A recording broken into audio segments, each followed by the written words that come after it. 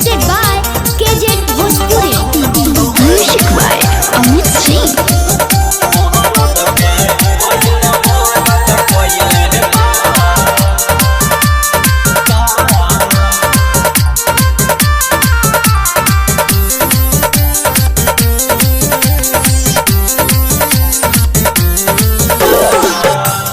भौजी पहिले दिन हम गावना जब आईनी पलंग पर अपने हाथ बिछावना सुन कईनी। भौजी पहिले दिन हम गावना जब आईनी पलंग पर अपने हाथ बिछावना सुन कईनी।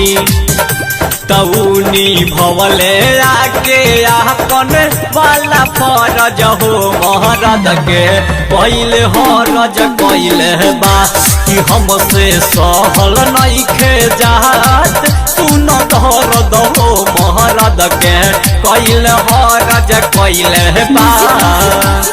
DJ Prince Mohammed Kumar Recording Studio Mohammadpur.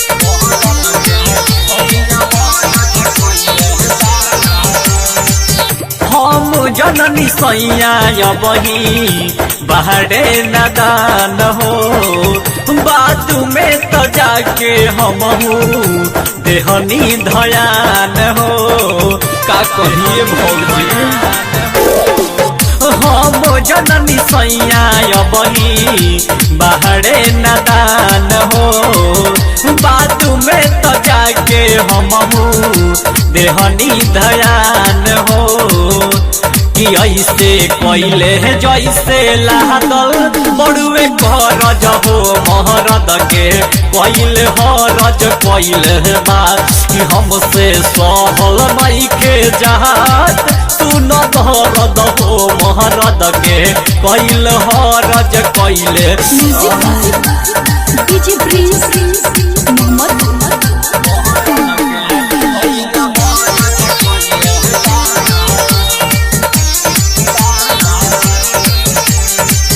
देहिया के छूटल नहीं रहे अभी रहती एसपी संदीप पिया कैले अपन मरहजी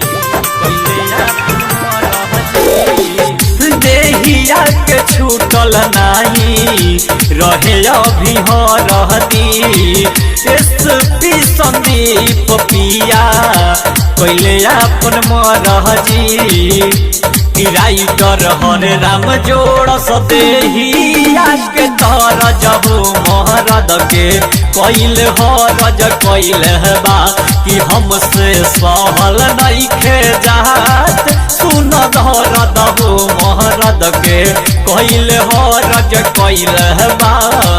presented by Kumar Recording Studio Mohammadpur.